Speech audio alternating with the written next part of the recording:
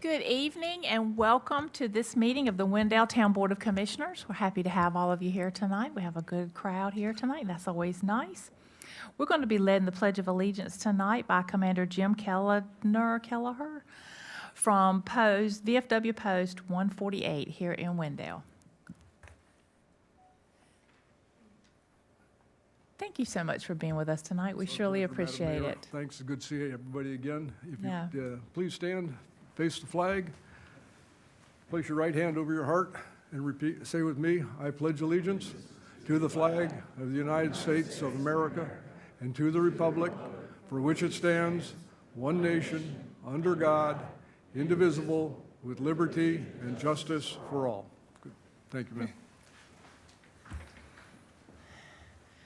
Our local VFW Post wrote me a letter and volunteered to come and do this, and that's very nice. We don't always have a lot of people that volunteer.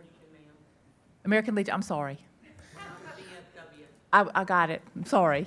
They volunteered though, and that was very nice. I always appreciate that. So thank you for that. All right, our invocation tonight is going to be from Deacon Michael Vereen from Pleasant Grove Baptist Church. And I don't see him. Can my old friend Errol handle it for me? Thank you.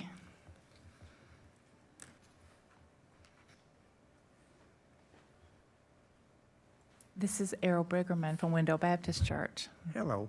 Thank you. All right, just a couple words. As you all know, school's starting big time. Our preschool starts the day after Labor Day. We have 122 kids. It's full. And in talking with the community, a couple people, here's the prayer. This community needs probably three more preschools. They could all take almost 100 kids. That's how many kids are out of our area doing preschool. We're taking them in at 18 months. So anyhow, watch for the kids are running around. All right, Yes. Let's pray. Lord, thank you for this time you give us together. Thank you for the time that is taken and required to take care of the matters of our city. We just ask you, Lord, to watch over our mayor and our commissioners and just give them direction and the wisdom to make the decisions that we need to continue to grow as we have in the past. We just thank you, Lord, for all of our churches here in our community. We just now pray, Lord, for just a great time for all of our schools to reopen. Just be careful as you're driving around. Keep them all in your prayers. These are our future, all these children are. So, Lord, we just thank you for everything that happens here. For all these things we ask in your blessed name. Amen. Thank you. Thank you for filling in. Are there any adjustments to the agenda? Do I have a motion to approve the agenda? So moved. All in favor?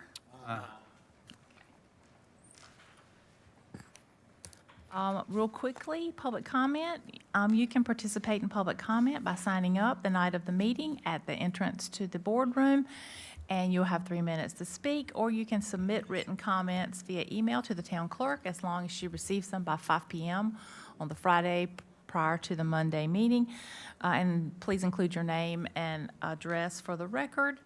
It helps also if you mention what agenda item you're interested in.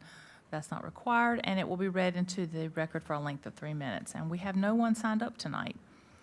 Do we have a motion to approve the consent agenda? So moved. All right, all in favor? Aye. So we'll move into our recognitions, reports, and presentations. And the first, item 4A, is the June 2025 and July 2025 monthly financial reports. Are there any questions from the board on that information? Okay, thank you. Item 4B is the Go Wake Smart Ride Northeast presentation. We're going to hear from our planning director, Mr. Coates, and then maybe someone else. Yep. Good evening, Mayor and board members. The first presentation tonight is on the Smart Ride Northeast microtransit service. Anita Davis is here. She's the transportation manager for Wake County. She also has other staff here to talk about the program, some of the information related to where people are riding. And just to remind you, the town of Wendell is the lead sponsor when it comes to community area funding. This is a joint funding opportunity through Wake Transit. It's a 50% match. Our funds are joined with Zebulon and Knightdale in Wake County. For the CFA funding, just the local municipalities can apply. So we are the lead agency, and in fiscal 24 and fiscal 25, 26, we have $75,000 that we put towards microtransit for our residents. So I'm going to turn it over to Anita, who has a presentation lined up for you. Moving forward, I will say that part of the proposal with Wake Transit is that this community area funding ratio be adjusted to 70-30. And so our 50-50 split will go further when it's a 70-30 match. We'll have to put 30% in. Wake Transit will put in 70 for local programs. So I'm going to turn this over to Anita, who's going to give you updates on the program overall.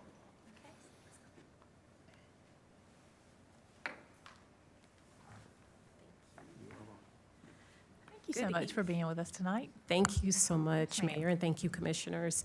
I'm not going to be for you very long, and we do have a lot of information. So if I tend to slow down or if I go super, super fast, you can say, Anita, slow down, you're talking too fast, and you probably should not have had that coffee at this time of night. So, and then I also have my team here. I have Nikki Abija, who is our transportation planner, and I have Amber Scott here, who is our data analyst. So they're really the brains behind making sure that all the numbers are good, all the planning is good, and I'm just a spokesperson. I don't do much, so. As I stated, we're going to, 98% of the presentation is going to be about Smart Ride. But what Brian had told us a couple of weeks ago is that you guys should also hear about the Go Wake Access program, because that program also provides a lot of trips to this area. So that geofenced area of Knightdale, Wendell, and Zebulon, the access side, and then the Smart Ride provides a lot of services. So that's why you see both of our vehicles up here. So that purple and white, that is our access, and then that orange and white, that is the Smart Ride. That's what your taxpayers, your citizens are actually investing in.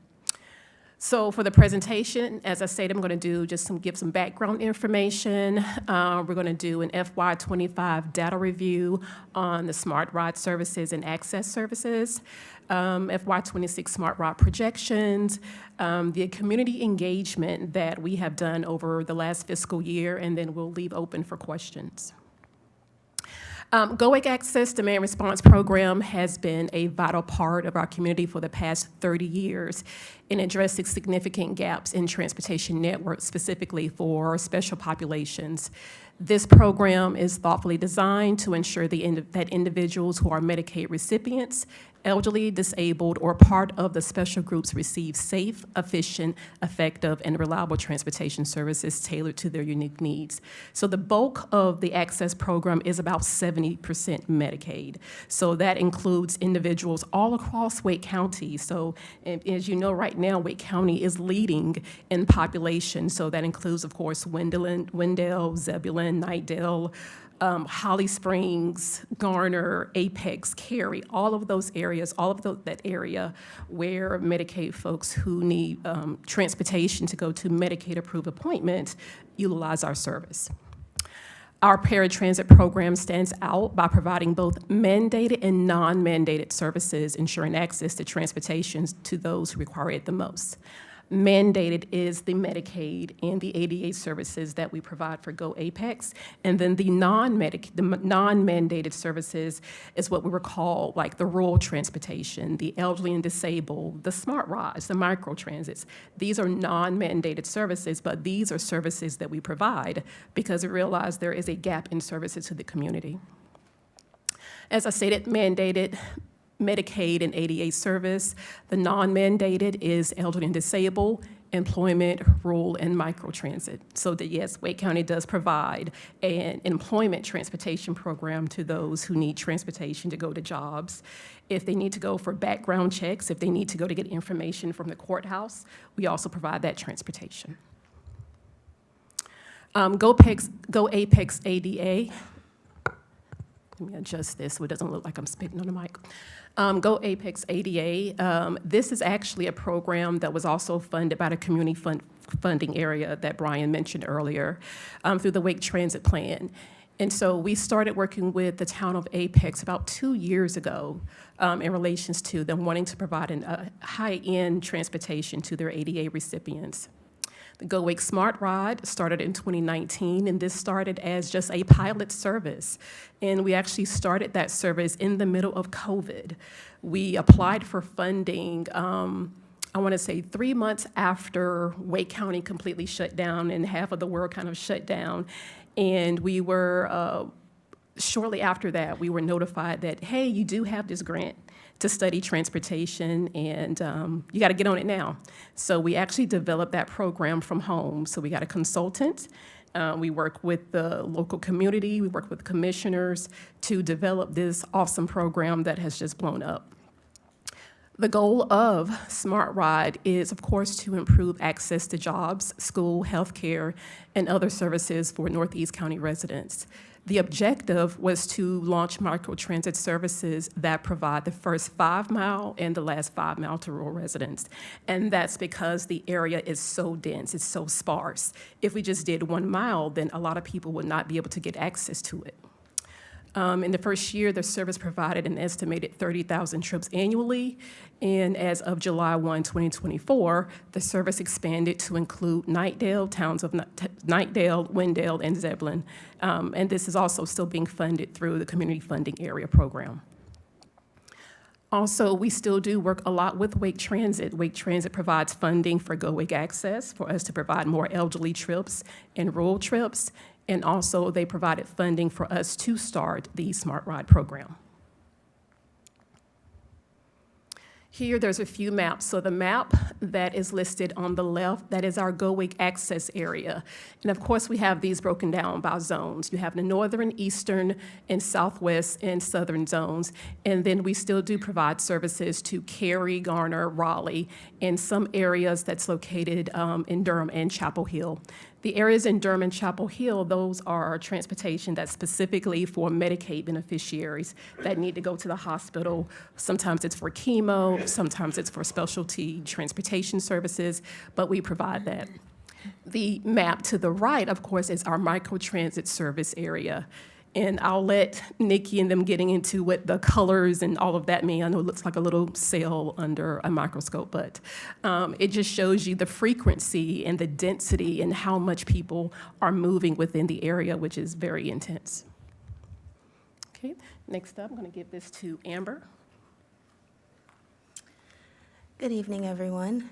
So what we're looking at basically is an FY25 microtransit versus our Go Wake access service for the same service area of Zebulon, Wendell, and Knightdale. So for FY25 for Go Wake access versus Smart Ride for FY25, Smart Ride slightly had a little bit more trips than what we had for Go Wake access with the service that we have with Smart Ride. So it was about 650 trips more, and you could kind of see some of the peaks there for Smart Ride being in October, March, April, and May.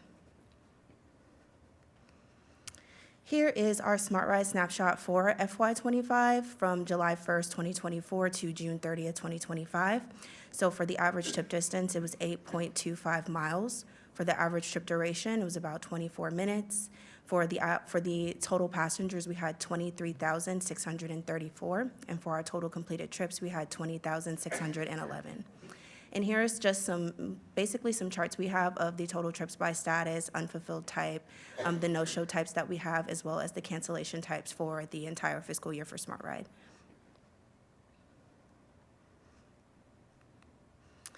All right, so we have, with the Smart Ride service, we have seen the student population being very involved with the service because we do have 2 schools that are within our microtransit service zone, which is East Wake High School and Knightdale High School. So here are some rider snapshots for FY25 for those. So for East Wake High School, the average trip distance was 9.72 miles. For the average trip duration, it was 25 minutes and 46 seconds. We had 1,654 completed trips and 1,819 total passengers from the student population of East Wake High School. For Knightdale High School, this is their first year that we have included Knightdale, so these are just kind of the first year numbers that we had for that school. So the average trip distance is 5.92 miles. For the average trip duration, it was about 18 minutes or 19 minutes. We only had 83 completed trips and 86 total passengers for Knightdale High School student population. So for our Smart Ride service, we do have two booking methods that we use. We have our Go Wake Access call center where they are able to call in their trips to be able to book their trip method. And we also do have a X4 Moss app, which is an app we have called Go Access. You can access it in the Google Play Store as well as the Apple Store as well if you guys want to take a look at it. But it's something that we also use for our riders to be able to book their trips. For this particular fiscal year, for FY25, our call center had a bigger edge as far as the clients preferring to call in. We just think that it's a little bit more convenient since we have gone from Uber having their own app, and then EcoLane, Mobility by EcoLane was the first app we used, and then we just went over to the X4 Moss app. So we think the changes of the app could play a part in why the riders aren't as comfortable with using it. We do know that the student population, though, really likes the app, so they are mostly the main users of the app. So for FY25, here is our top 10 frequented locations. So our first location is 841 East Gannon Avenue in Zebulon, and that is the Walmart in Zebulon, North Carolina. The next top 10 location we have is the 323 Lake Drive, Wendell, which is the Eastern Wake Senior Center here in Wendell. Then we have East Wake High School there at number 3 at 5101 Roseville Road. Then we have the Carly C's in Zebulon, or just that shopping center in general, at 506 West Gannon Avenue. Then we have McLean's Old Time Cafe. That is just a business and restaurant that is located behind kind of like a parking lot of a shopping center within Zebulon, North Carolina. Then we have the Walmart in Knightdale at 7106 Knightdale Boulevard. We have the Food Lion in Zebulon, Wake Tech East here at 5403 Roseville Road in Wendell.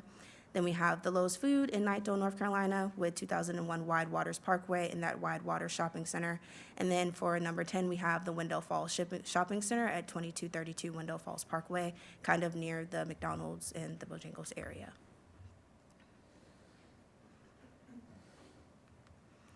All right, so here are our completed trips for FY24 versus this past year of FY25. So as far as trips goes, there was about a 40.54% increase in trips from last year for the microtransit service as totaling. Wendell and Zebulon have been really pushing the service, and the addition of Knightdale has kind of pushed the trips a little bit further because people from Wendell and Zebulon, I think, are interested in getting into Knightdale more so when we were with Roseville. So I think it has been a wonderful addition to the service. Here are our corporate limits for FY24 versus FY25. So as you can see for FY25 here, Wendell had a lot more trips coming out of the corporate limits of Wendell from last year of FY24. And you see Zebulon still here has a little bit more because there was an overall increase in the trips for Zebulon going up for FY25 as well.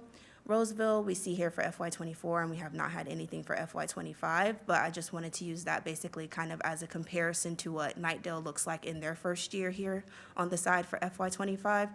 Just a lot more trips and a lot more people from this area being able to access Knightdale. I think they have really enjoyed that with the service.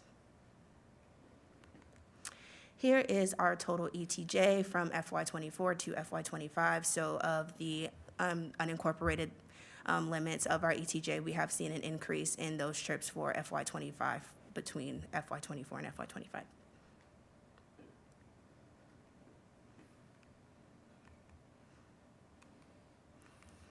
All right, so here is just a FY26 kind of snapshot we had for just the first month of Smart Ride for FY26 for July. So for the average trip distance, it was 7.96 miles. For the average trip duration, it was about 23 minutes. We had 2,021 total passengers and 1,775 completed trips. We also have our charts here. If anyone has any questions later about these charts, you can reach out to our team. But basically just showing what a snapshot of July looked like for Smart Ride. It is still going very strong as far as the completed trips per month. Here is an FY26 student rider snapshot for July. So this is what we're looking like for July with just Eastwick High School and no trips at all for Knightdale High School. The kids are out for summer, so we don't expect a bunch of participation at this time, but we do expect that to go up as the year goes on and them starting school. So for the average trip distance for Eastwick High School, it was 10.75 miles. The average trip duration, it was about 25 minutes. We had 7 completed trips and 8 total passengers, and that was just for July. So not many trips because the students aren't currently in school. All right, so just some updates and takeaways on the service from a data standpoint is we have been working with just our call center and amongst ourselves to cap trips due to the operational cost of the service. So our service that we use a technology vendor called EcoLane, and EcoLane has developed a new trip capping feature that we can basically use as a module so that we can ensure that we're staying within the right amount of trips budget-wise, because if we allow the service to go, everybody is utilizing it, they'll just keep using and using and using. So we have been getting that module, and it's expected to roll out between July and August, so we'll be on the lookout for that. Based on just the fiscal year 2025, I think one of the takeaways we have is just the transition from that app of Mobility by EcoLane platform to the X4 Moss app that they did here in FY24. I think with the increased number of riders wanting to utilize our call center to book their trips, we've just kind of been doing a lot of things to focus on the app population, which included kind of partnering with our Wake County communications team to create a video tutorial teaching our riders how they can utilize the app, constantly collaborating with the X4 Moss team on any bugs or issues that we see with the app, as well as just some public engagement and doing some surveying of our riders to kind of get what the issue with the app is so that we can increase that app participation versus just the convenience of being able to use the call center.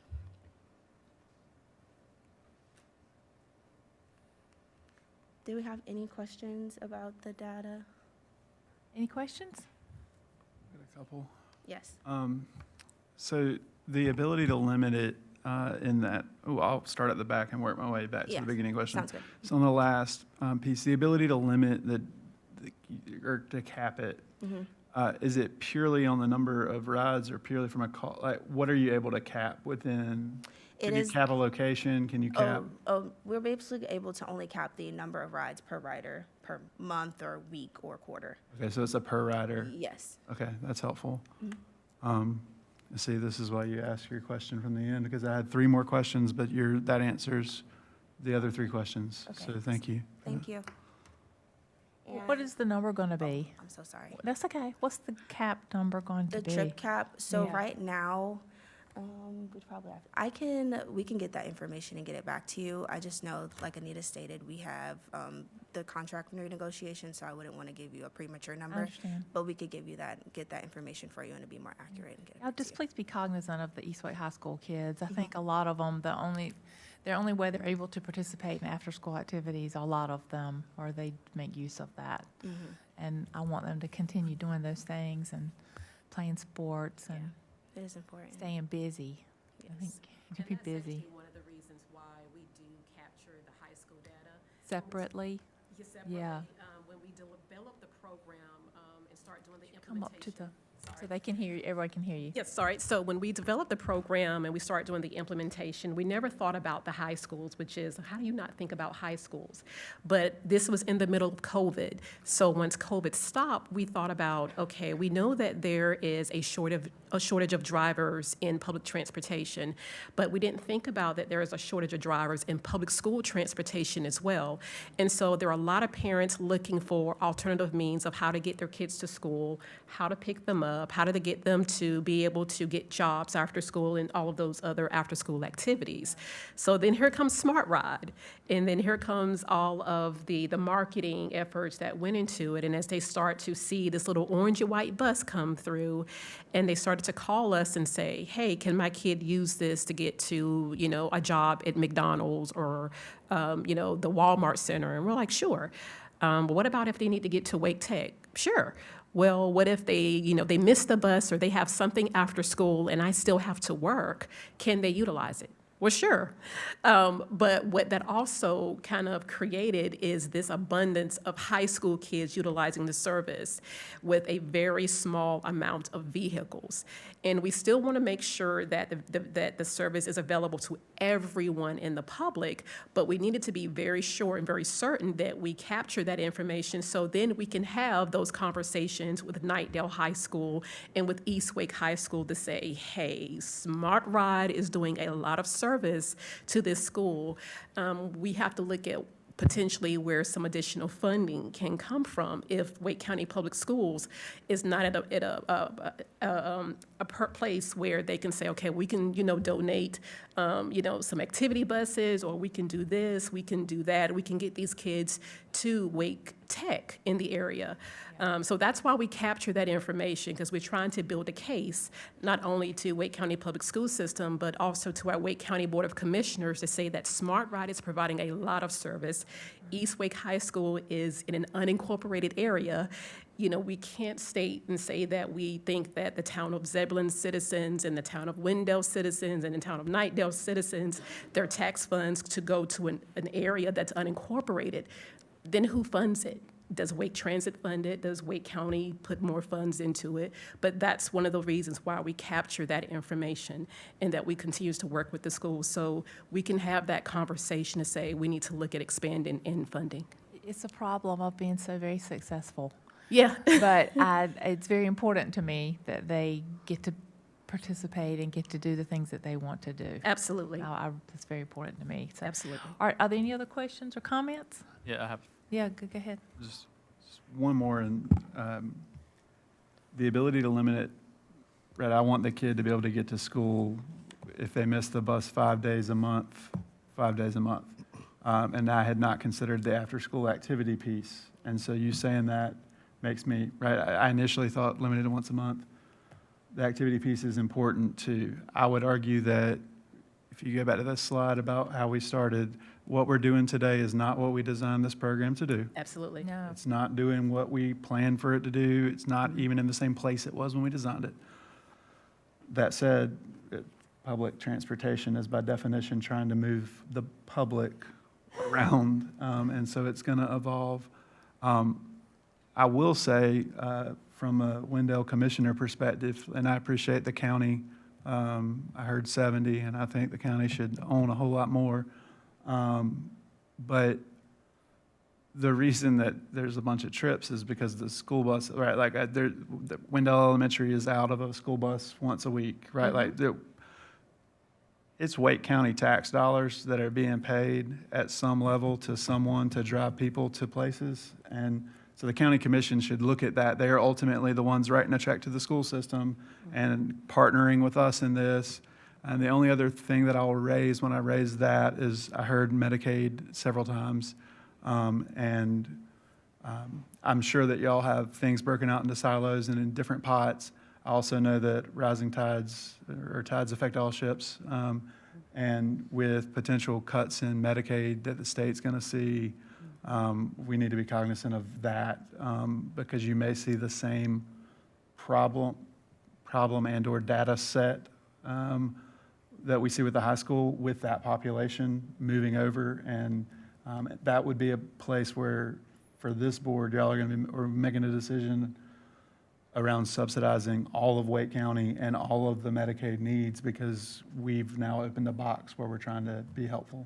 So I appreciate that y'all are attempting to cap what you can, but and certainly support the mayor's comments. You don't know all the problems you're solving when you set out to try to do these, and this is clearly solving some problems, but I certainly want to make sure that the county commission hears, right, you're paying for this 3 or 4 different ways. Mm-hmm. For the same thing. And I Yes. think what's happened is we discovered a service need Yeah. with our students, and we need to, there's lots of ways to solve those. We need to figure out what the best way to do is and not be paying for it twice. Anyone else? Yeah, and just to sort of reiterate everything you've already heard. And I do think one thing that I'd really like to hear more specifically from our staff, if y'all could, when you get to that point, share it with them, is the specifics on what those caps look like. And not only what they are, but if there's a way to provide a profile of the people that they are applying to. In my mind, it would be helpful to understand, there's 6 kids that were riding it 8 times, 3 days a week. And so they're the ones that are getting that cap hit. Or maybe it's like, there's one person that's going to McDonald's every day at 10 a.m. I'm not here, I don't exactly know what the outcome of that is. I don't necessarily want to judge based off of the nature of the trip, but I think understanding some level of a profile of who those riders are in addition to what the caps are might be helpful to understand how they're using the service and how their Absolutely. use is being limited with the caps. Yes, and we can definitely provide you that information because we're able to see all the profiles. And I would say with the recent caps that we put in, the agents don't go in and say, okay, this person is going to McDonald's or this person is going to school or this person is going to a doctor's office and kind of do that prioritization.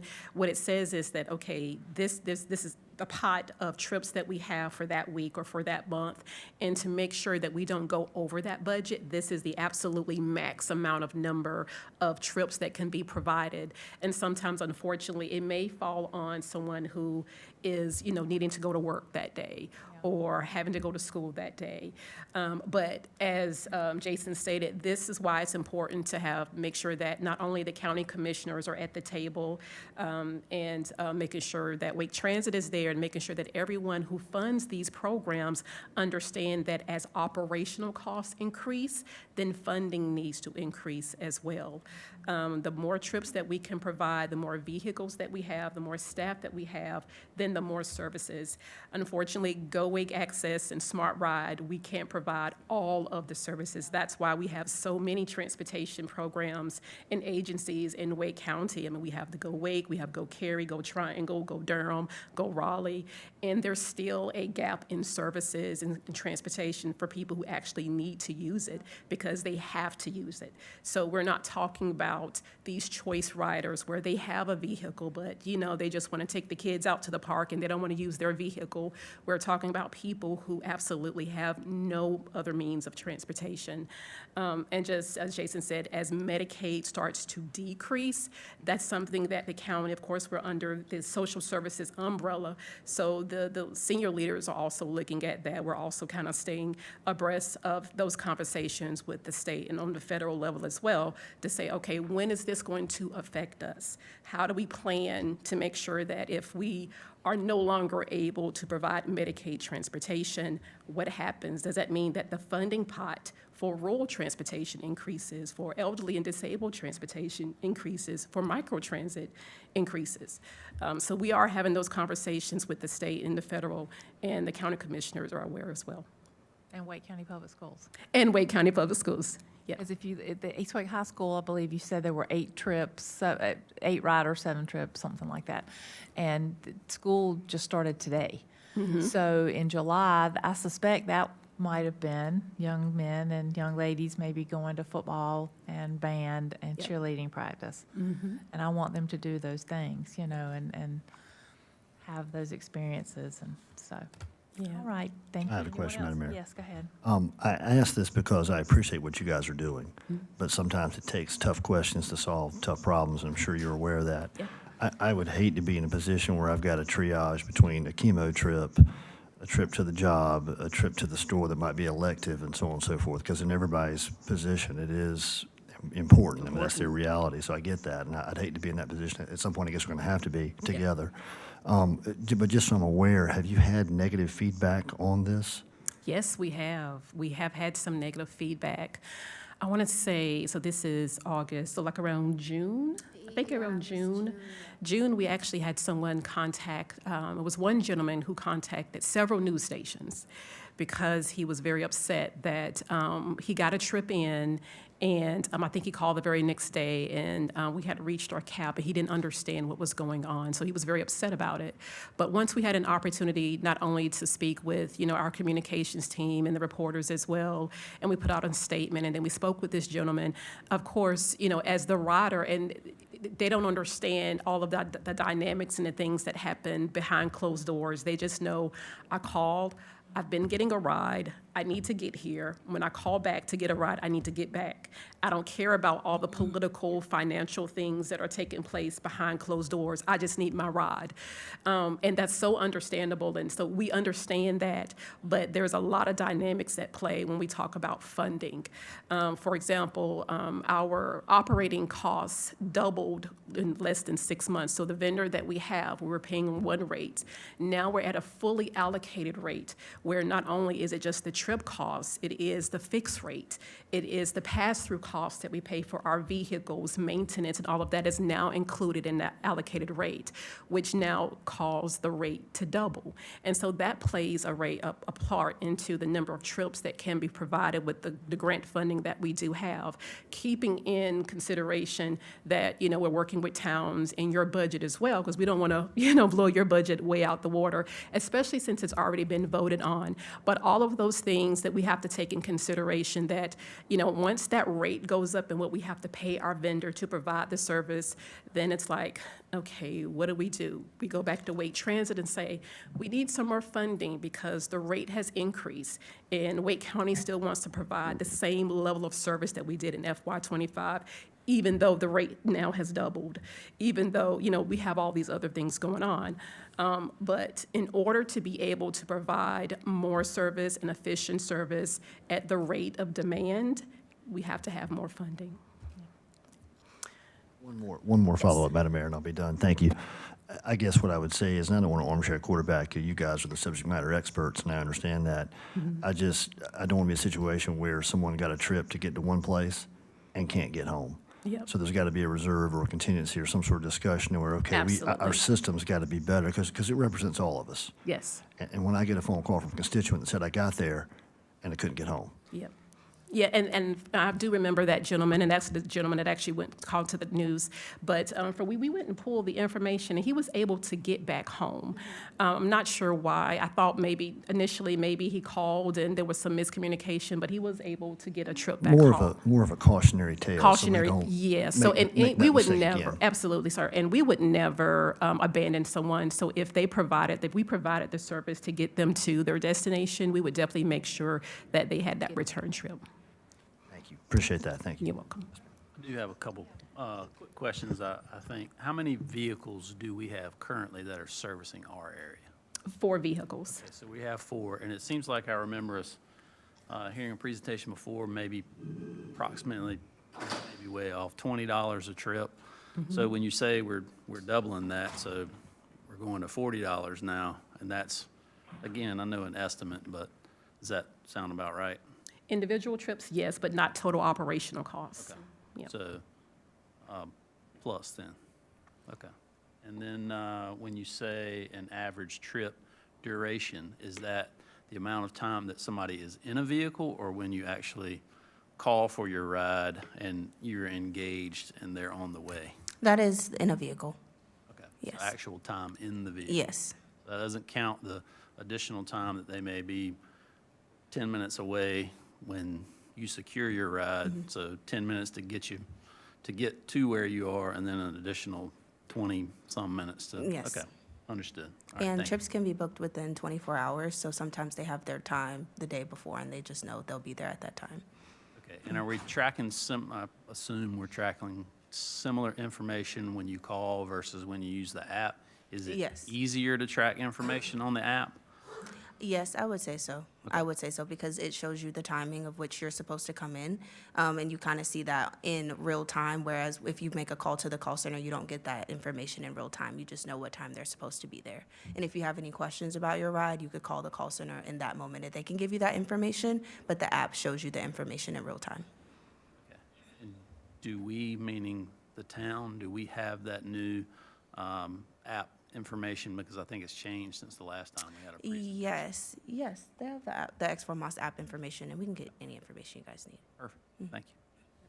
So one more last thing, Nikki is just going to go over just some of the community engagement and things that we've been doing the last year, and then we'll be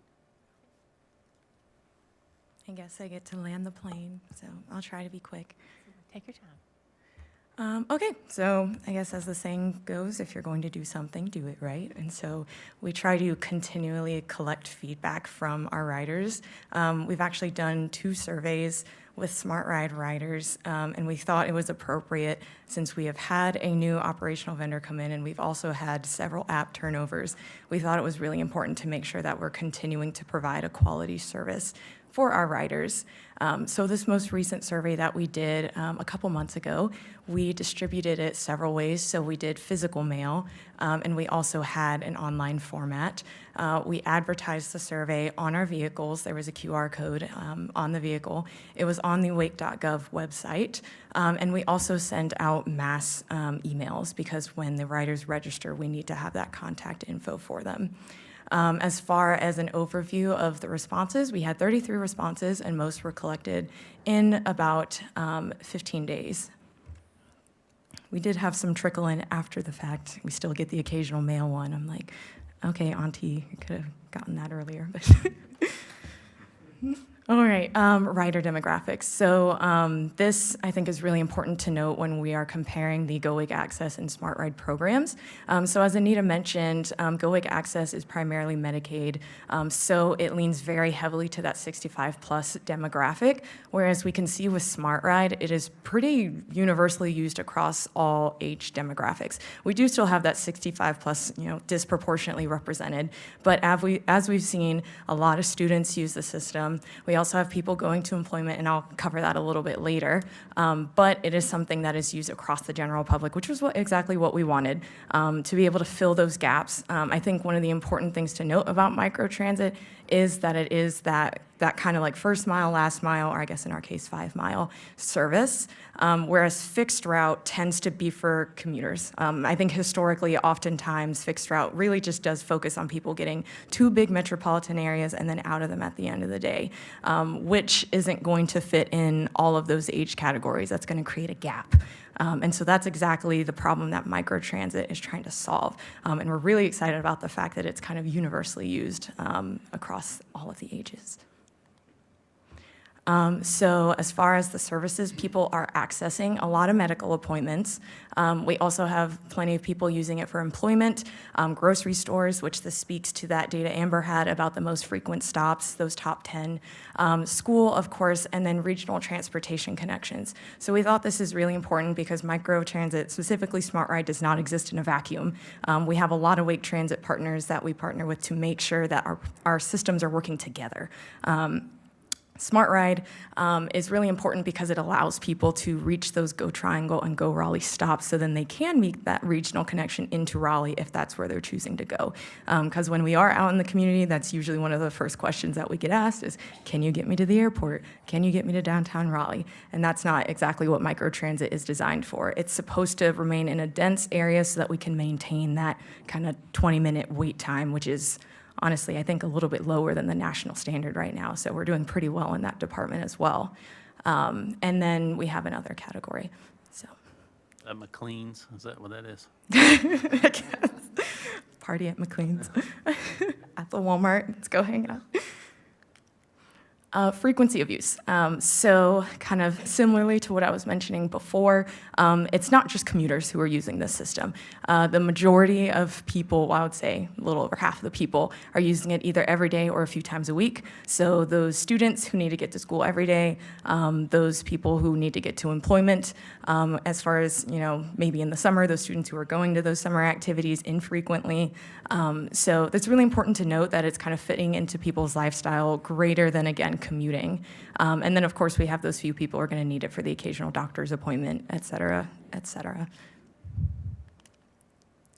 All right, so as far as quality of service, we asked respondents to give us, just on a 5-star scale, how they felt about various aspects of the Smart Ride service. First of which was the call center reps, because as Amber mentioned, you can call into the call center, which our older or otherwise less tech-savvy riders choose to use, or you can use the app. So our call center representatives got a 4.47 out of 5, which is amazing. They are really honestly kind of the face of Smart Ride in a way. And I personally have ridden the system. I take it very personally to use the systems that we're running. And when I was having issues with the app, I was able to call the call center and they gave me minute-by-minute updates, and it was perfect. I was trying to get from the barbecue place to Parallax because I love that coffee shop around the corner. Next up was the drivers. So they got a 4.5 out of 5, which is also amazing. That was also something that we get to in the general comment section in the end. Is oftentimes customers, again, the drivers are the faces of SmartRide. I love the drivers as well. Our customers find that they brighten their day, they carry good energy. Our vehicles are ADA accessible too, so that's an important part of like our drivers have the ability to connect with people who may need access to the vehicle in a wheelchair, et cetera, et cetera. So they're trained in that department as well. Pickup times, how satisfied are they with pickup times? So 3.91 out of 5. As the system has gotten more popular, that means that people have to share their rides more, which means that pickup times can increase. So that is just a natural product of that data that Amber just showed of like as demand increases and as we remain at that 4 vehicles or have to cap trips or whatever it is, that means that people have to wait a little longer. That's just how microtransit works. But again, like I said, we're staying at that roughly 20-minute mark, which is below the national standard. But no one likes to wait, you know. So. Perceived safety, so that's something that's come up a lot recently just in Wake County in general, especially after COVID. So we asked our riders how safe do they feel aboard our vehicles. 71% said they always feel safe on our vehicles, which is fantastic. All the vehicles do have security systems installed, so we make sure that our riders feel safe and are safe, of course, as they're riding to and from. And then recommendations. So 56% were very likely to recommend this service to a friend or a colleague, and then 9 were somewhat likely. So again, overwhelming amount of respondents really love the service and would recommend it to a friend, which is exactly what we want. And then general comments, I just thought these were really powerful. Very grateful for that the service is available, even though I usually drive everywhere, my elderly neighbors need this option. We need weekend, as far as a proposal for future service, Martin Ryder said we need weekend availability to assist in transportation needs as well. We also have, if more funding comes to SmartRide and Go Wake Access, could you increase the number of buses and drivers on the road, expand service hours to like 11 p.m., and reallow a week in advance trip booking on the Go Wake Access, on the EcoLane or Go Wake Access app. As far as the booking in advance, we did address that at the beginning of the pilot. We did find that it can kind of change the nature of microtransit if people are allowed to book more than 24 hours in advance. It ends up starting to look more like the Go Wake Access demand response than a day of, you know, on-call demand microtransit service. So that is why we kept it to 24 hours. And then finally, of course, a rousing thank you all at the end. So our riders are really enjoying the service. They find a lot of value in it. They enjoy our riders, our call center representatives, and they're using it regularly to get to the things that they need. These are not just commuters, but they are people who rely on these services for day-to-day life who don't want to or can't use a car. So I would just like to get the words of our customers out in the open, you know, because it's important to have the numbers, but also just qualitative data of how people are using the service and moving. Kind of so like as we make decisions about trips and things like that, we can understand what the needs are of our riders. So, questions? Any questions from the board? Yeah.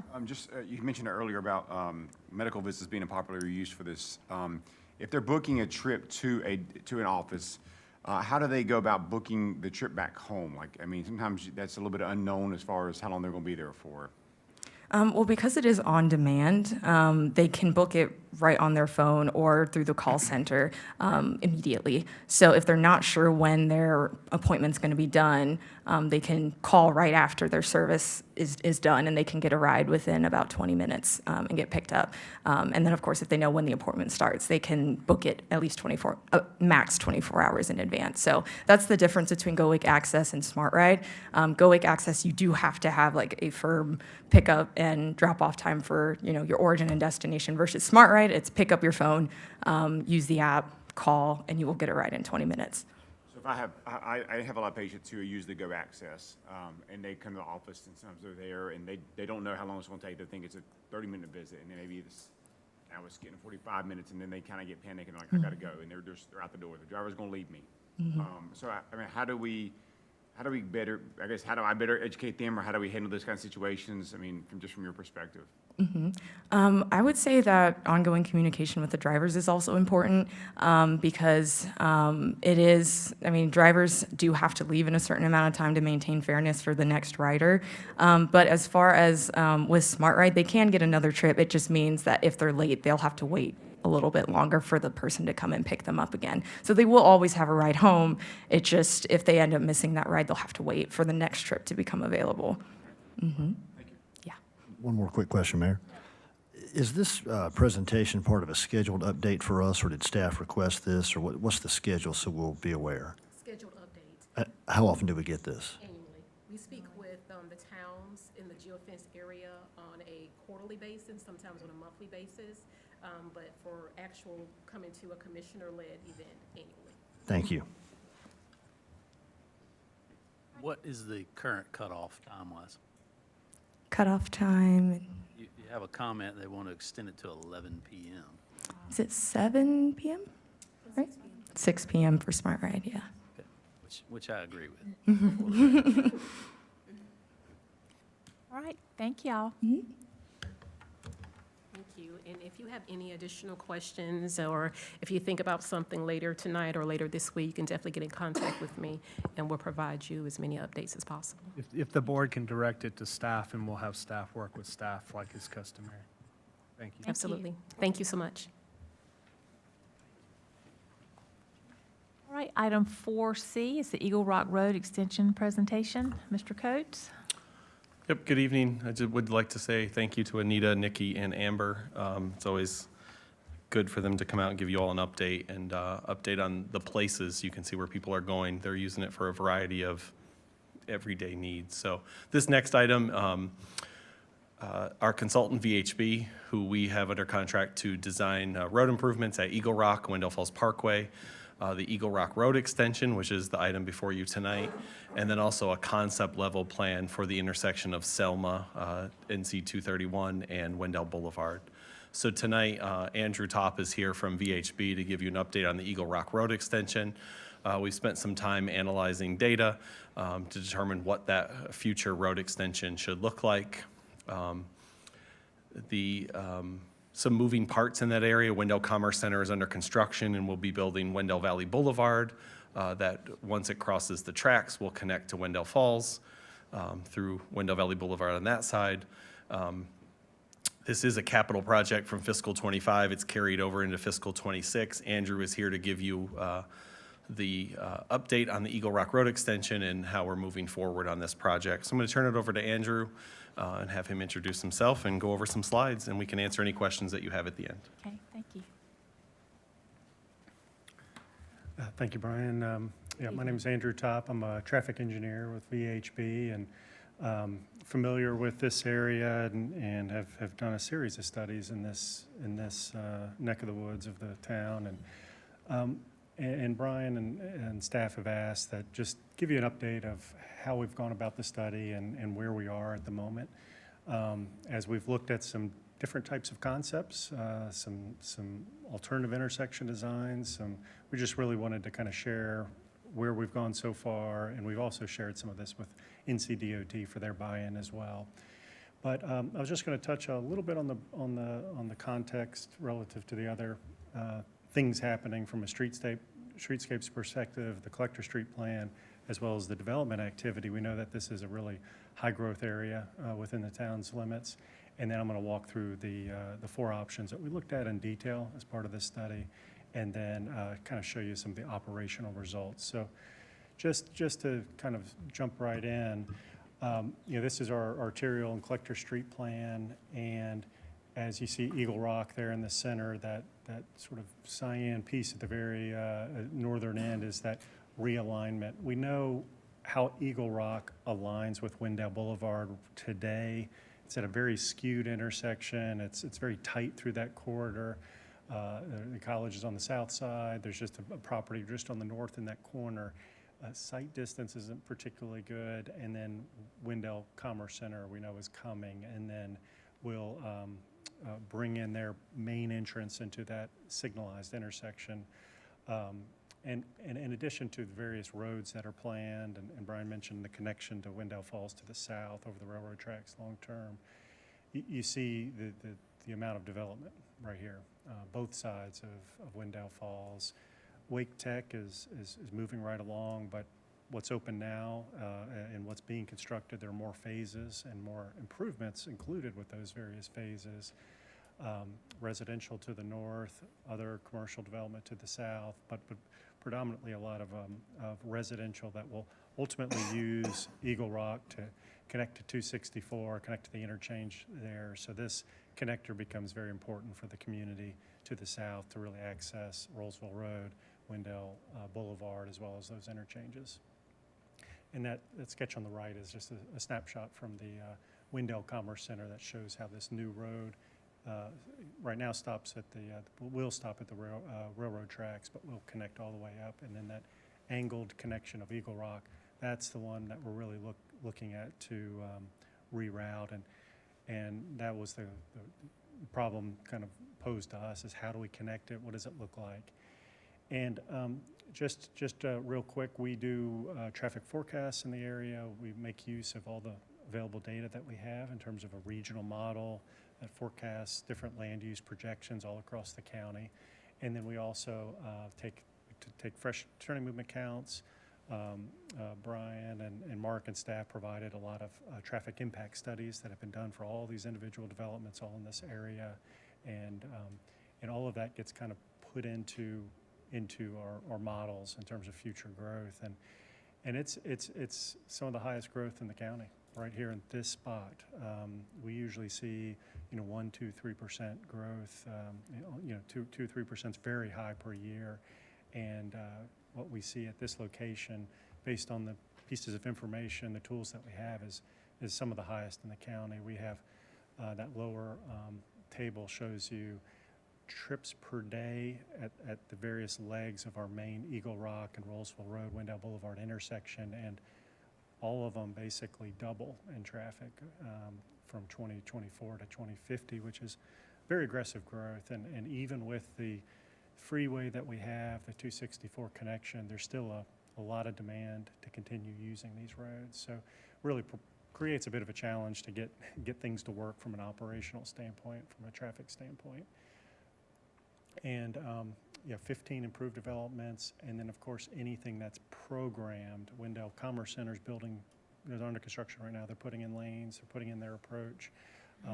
Wake Tech's committed some improvements. So anything that's required of developers, all of that got put into our models as well. And I'm just going to kind of walk through the four alternatives. And this was the initial option that I think we started with. This was actually in the Wendell Commerce Center TIA as well.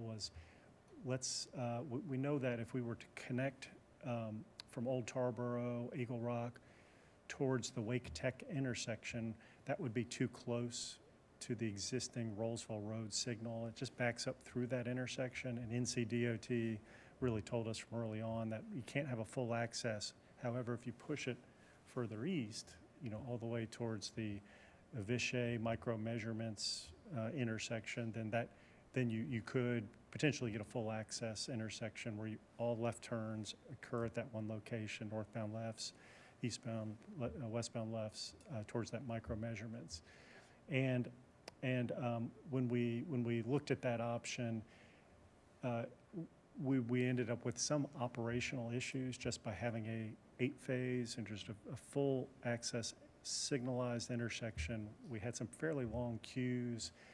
We in the traffic engineering industry have an A through F scale, and the best we could do at that intersection is an E level of service, whereas we try to get to that D point.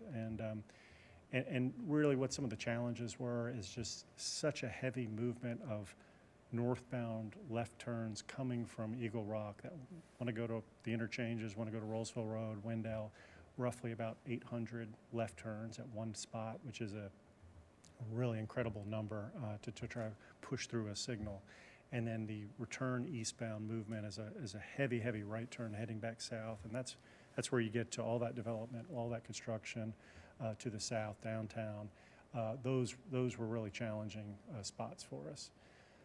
So that led us to what we call a reduced conflict intersection, an RCI design that you see all over Wake County, where you may have a left turn off the major road, off Wendell Parkway, and then you have an indirect left off the side street. So if you're a northbound left turn coming off of Eagle Rock, you're heading west towards Nightdale, you would instead turn right, do a U-turn, and then come back through to the west. And why would we reroute them? Well, you took a signal with all the phases, all the left turns, and you made it a really simple two-phase left through, and it's very efficient in terms of signal operations. And then you just have to reroute some of that left turning traffic, which is a big number. There's a lot of northbound lefts that get rerouted to a U-turn in the vicinity of that Vishay Micro Measurements driveway to the east.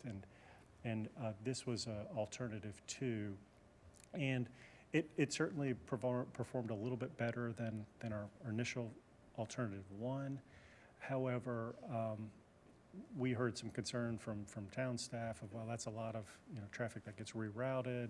Are there other alternatives that might improve traffic a little bit more? And that's where we landed alternative 3, which instead of rerouting the lefts onto Eagle Rock, you reroute the lefts, you allow a full left off of Eagle Rock, which is your 800, your heavy left turn. They operate directly, and then we rerouted the left turns from Wendell on to Eagle Rock, which is a much lower volume. Because if you think about it, if you're coming from the east, you might take Old Battle Bridge and access a lot of those same areas. So the left turn onto Eagle Rock was much lower, and then the movement onto the Vishay Micro Measurements is quite a bit lower as well. So this one actually operated quite a bit better than option 2. It rerouted a lot less traffic, and it still has that very efficient signal phasing where you have a left off the side street, the really heavy movement stays, and then where you have a eastbound right turn movement to the south, heading back towards Eagle Rock. That movement operates almost free-flowing. You don't have any conflicting movements outside of maybe a pedestrian that might hit a push button. But so it's essentially 1,000 rights operate free-flowing, and then the Wendell Boulevard traffic just can move very efficiently. Most of that signal time they can have for themselves for that movement. And with that, we did achieve a D. It's certainly a congested intersection. There's still a lot of traffic pushing through this location, but it at least meets the criteria that NCDOT and the town we generally aim for with traffic studies. And the last one is a reverse RCI design, but just a little bit closer towards the Wake Tech driveway opposite its location. And it provided, similarly to alternative 3, not quite as good, but it pushed that intersection a little closer to the Rollsville. So we started to see some interaction, queuing between intersections that we try to avoid, because that might induce some conflicts with rear-end collisions and so forth. But it still had a U-turn location for the left turns that are coming from Wendell Boulevard. So at the end of the day, and again, how much traffic is turning left? We'd much rather it be direct. Alternative 2, of the 11,338 vehicles at the peak hours within this location, 98% of them can just go direct. If you're on Wendell Boulevard, you're going straight. That traffic continues straight. There's no rerouting. It's just a handful of those left turns that are coming from the east that go on to Eagle Rock. They would be rerouted, so just those 200. But in the grand scheme of things, with alternative 3, which is the one that operated the best and the one the NCDOT really preferred, most of that traffic can just make a direct movement as they would today. And this is a level of service table that gets into your AM and PM, and you see that it has a bit of the U-turn bulbs operate at acceptable levels. The new signals that get added operate well. And then this was the one that really maybe told the biggest story. this is a simulation that we will run, and it will project out the amount of, delay per vehicle over the course of a whole, sub-area. And, the higher levels of delay is that orange alternative 1, which was where we started, and then alternative 2 got a little bit better, and then we really saw that large drop in overall delay with alternative 3, that reverse RCI design that aligns across from the Vichy driveway, and performed very well in the AM, and then it performed the best in the PM. So just the combination of those two really pointed us, our team and staff and NCDOT, towards alternative 3 is the one that really should move forward for consideration for the roadway design team to then start look at design impacts and other considerations when they get into the roadway design piece that happens after traffic. But I know I've kind of went through a lot of data here and talking through movements at this location. Any questions? I'd certainly happy to Any pause. questions from the board? I have a couple. Sure. Make sure I'm following the charts on these last couple slides. I heard that, and when you talk about the level of service, that's the level of service that you can reach, or the worst level of service that you'll have with the... Good question. It's an overall measure of the intersection in terms of average delay through a signalized intersection. So it's the peak hour, kind of your commuting morning and afternoon time periods. It So should in be that better. sense, it is at the worst time of the That's heaviest at the traffic. worst time, Okay. and it's 2050 levels. And so I think I got on alternative 1, that was an E, alternative 3, that was a D. Did it say in one of this slide before this one maybe that alternative 2 was also a D, but just different times of the day? Yeah, alternative 2, we had a 74, so it was still in the E. Depending Okay. on which option there was, the signal moved to where the primary, whether it's across from Vichy or the Wake Tech campus. But overall, from a level of service and delay perspective, that alternative 3 seemed to really do the trick. Got it. I've said this several times, and still sort of, I guess, my guiding thought on any intersection along Wendell Boulevard and Wendell Falls Parkway between downtown and 87 is keeping those arteries as clean as possible so that people can be in downtown and get to the highway, and vice versa, get into downtown from the highway as quickly as possible, because I feel like that's what keeps us with the 25 minutes from downtown Raleigh thing. And if we start clogging those up, they're going to change over time, but if they really get fully locked down, we're going to be 45 minutes from Raleigh, and that's that has a big impact on what Wendell is for the triangle. So that's sort of my big priority. I think this is a selection of the alternative of these 4 that does that. What things are, blank slate, money's not an object, property is all available, I don't know. What could have given you alternative 5 that's like, oh, this is kind of a hard intersection or series of intersections. So what else would have been good When you're to talking, have at the table? that many 11,000 vehicles in a peak periods, and that's almost interchange level, full grade separated interchange. I mean, certainly something like that would be a step, but the cost, property impacts, all the other negative impacts, I know micromeasurements, has sensitive equipment and so forth, so that would be probably a little bit too impactful. But I think with these RCI designs, they can really squeeze like maximum capacity at a reduced width. So just trying to balance cost, impacts, and then operations. Okay. Well, and then just for staff, I guess on that one, I mean, I don't really anticipate we're going to have a world where we have some full grade separation or anything at this intersection anytime in the foreseeable future. And I think in a lot of ways, traffic will respond to the realities that are there. But as we think about land use decisions right there in that immediate area, I know we've already had some conversations with some of those adjacent developments and property owners about helping facilitate the improvements that we know are needed there. But it may be at least worth thinking about that next step of what's the thing that we can push back another 100 feet or 150 feet that leaves at least the door open if the money ever seemed right or the traffic ever seemed like it was needed, that really big version of this intersection that we're nowhere near being able to do right now. I guess I always like to think about keeping the door open for those sorts of things. The other thing that just came to me as well is, and as we look at this arterial and collector street map, I mean, you look at these colors 4-lane divided, 4-lane, 3-lane. A lot of these routes, Rollsville Road, for example, longer term, it needs to be a 4-lane road.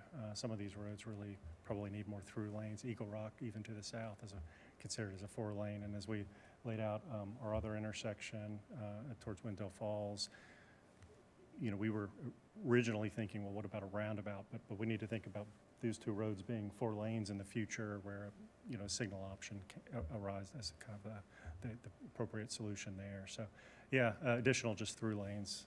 One last thing on that point. In some of these 2050 forecasts, is the possibility of that Wendell Valley Parkway or Boulevard, the one that parallels from Wake Tech all the way up to this intersection that enters into Wendell Commerce Center, does the possibility of that fully connecting across the railroad track, is that taken as an assumption that feeds into, because in my mind, if that becomes a way to get off the interstate and go all the way down, that becomes just as big of a corridor as Eagle Rock Road, and certain, I mean, it doesn't get you to Johnston County, which is a lot of the Eagle Rock Road traffic, so maybe not, but it seems like that becomes a big access point too. Yeah, no, it's, and I think of, and we looked at the commerce study. We did a lot of the traffic study there. We tested it with and without, and you do have the presence of a really high-speed interstate right next to it. So a lot of those through trips will continue to find the freeway there. But connecting to Wendell Falls, there's going to be some retail in Wendell Commerce Center, and it's also going to be a pretty direct route into the college as it expands. So I could see that continuing to be used, and as you fill out the rest of the Collector Street plan, like the east-west connector between Wendell Commerce Center and Old Tarboro, those roads will shift traffic in different ways. But I do like the idea of lots of different alternative routes that people can pick and choose, depending on time of day, how to get to their destination. I don't know that it's been mentioned yet, but another contributing factor to design was the hydrology with Buffalo Creek. So it kind of compresses solution sets into a smaller area between the interstate and Buffalo Creek. That's a good point. So having 2 major intersections in that space is kind of squeezing. Mm-hmm. Yeah, that's a good point. So, it's like, option number 2 was the only one with U-turns, is that correct? There will be one, some with alternative 3 as well.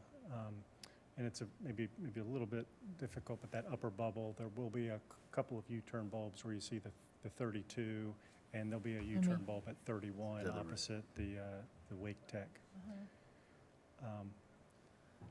So if you're going, I'm just going to say it out loud. Yeah. Yeah. if you're going west on Wendell Boulevard, you wouldn't be able to turn left onto Eagle Rock. You would have to go to Rollsville Road and make the turn back. But if you look, can you show them the number of actual turns that are impacted by that? That's exactly, that's a good point, and I know it's. Yeah, if we can bring that slide up real quick.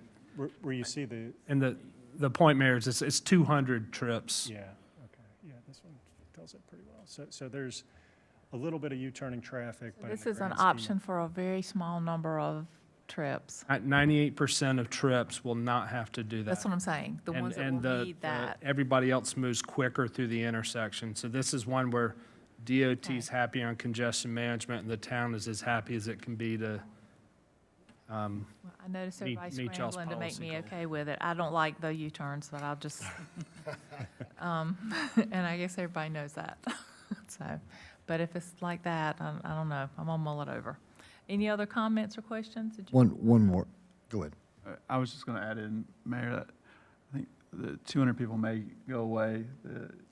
They could just take a left at Old Battle Bridge now that that's open and access the same That's what spot. I'm thinking Yeah, too, I think a yeah. lot of Maybe at a signal. detour. So we're offering some options, which I do like that, like And you said. also Old Battle Bridge will be in a different location coming across through the new developments to Eagle Rock Road. So that will be the faster alternative. Yeah. Oh, the bridge stays the same place here. We waited long enough for that bridge. Andrew, I echo to staff, I echo Commissioner Eatman's comments. I mean, obviously, I'm not thrilled. No one on the dais is thrilled with the level of service D. I mean, we get it. It's a hard nut to crack here, but I guess keep any thoughts inside the box, outside the box. Keep us flexible north of those Anyway, anything you can come up with, we're happy to look at, because D's not thrilling. That's right, that's right. And that's why I would have kind of set the table on the growth that we're dealing with and traffic doubling in all directions. I was like, that cannot possibly be that high. But as I looked at all the parts and pieces of development and looking at the models and forecasts, it tells a pretty consistent story that the growth is just out here in eastern Wake County, and it's going to continue. But you know, things like if we were to consider, say, a long-term, and this is probably an NCDOT TIP project, you know, 6-laning. It's hard to imagine Yeah. because it's 2 lanes to the east, you know, but eventually Wendell Boulevard will need 6 lanes, and then at that point, you know, the delay goes down quite a bit. But with a more of a predominantly town-funded, you know, project, you know, that would be a pretty high. I was like, will I be alive when we see that? I don't know. Yeah, that'd be out into the future quite a bit. But that would be another silver bullet. That would It's definitely a challenging area Sure, with sure. lots of challenges, all kinds. absolutely. Anyone else? Thank you. Thank you, guys. All right, item 4D is the Wendell Downtown Streetscape Master Plan presentation.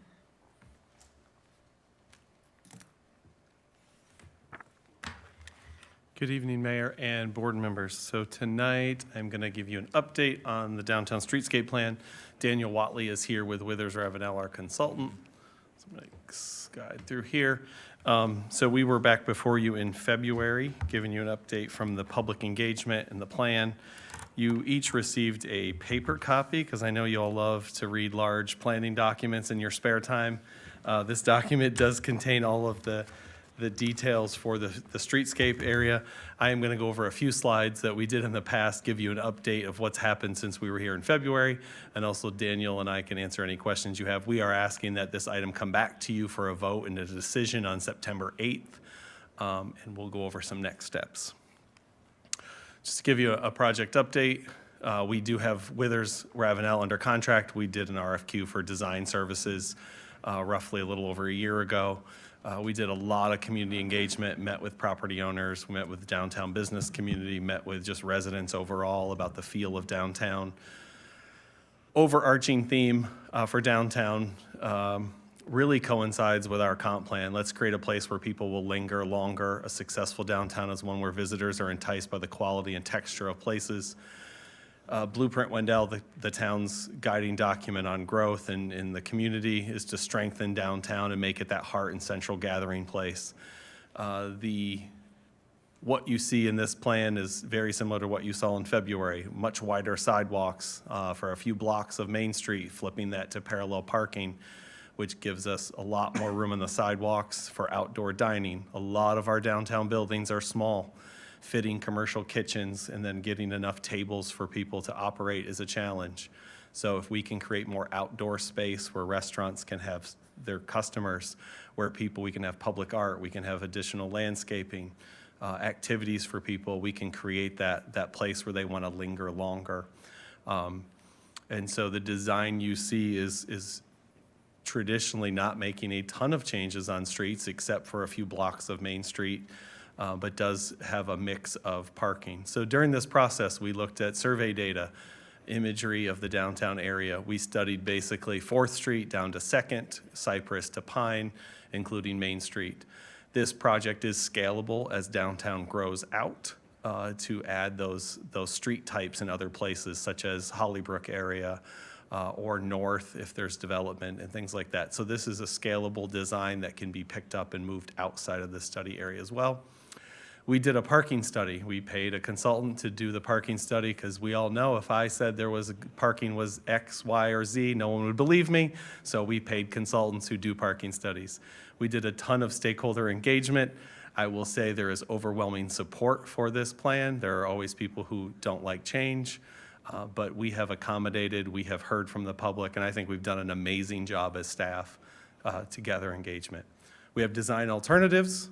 We have some designs where, hey, if push comes to shove, we need 1 additional foot of right-of-way and we can't get it, well, we can do parallel instead of angled. So there's some options in there as we move forward.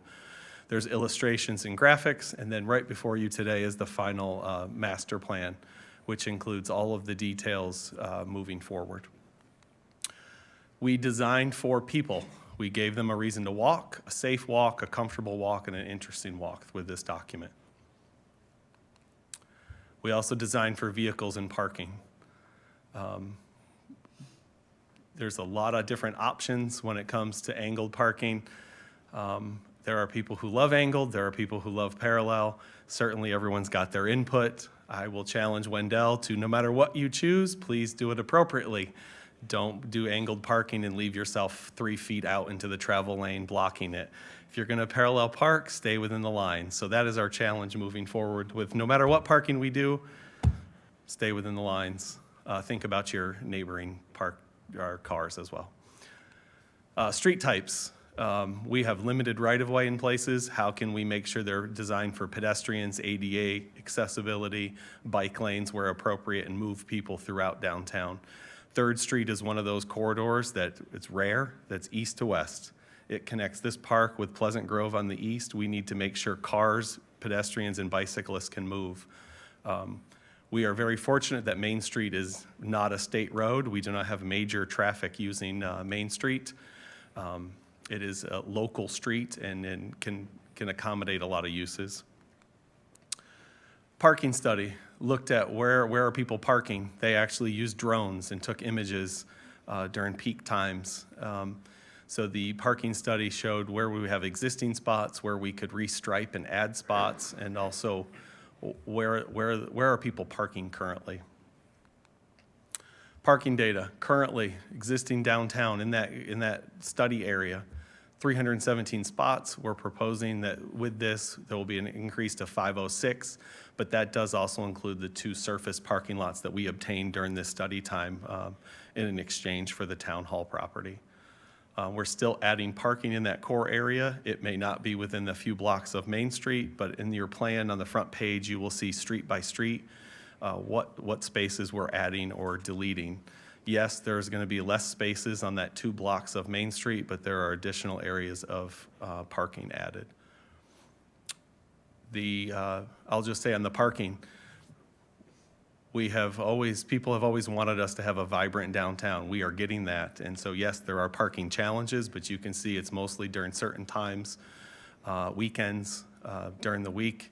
It can be busy, but we are not hitting occupancy of more than 60% really during the week. Weekends, yes, people are using all 317 spots.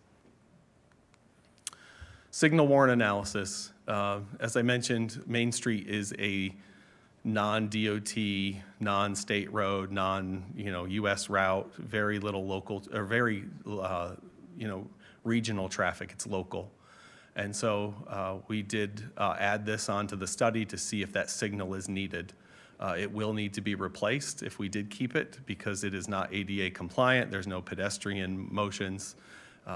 Really difficult intersection for drivers and pedestrians. Signal warrant analysis, not one warrant analysis was received, so that traffic signal can come down. 4-way stop will keep traffic moving. Really be improved for pedestrians when we do pedestrian improvements at that intersection. So that signal is not needed in the future, and we did look decades out into the process. Recently, since February, we added how do we connect the South Main Street Greenway, which is going to be under construction soon, in the Main Street right-of-way south of downtown out to Boxley. How can we connect South Main Street to 2nd Street, the study area? Those of you that travel in that now know there's a median full of crepe myrtles. Traffic is moving in 1 lane in each direction of that.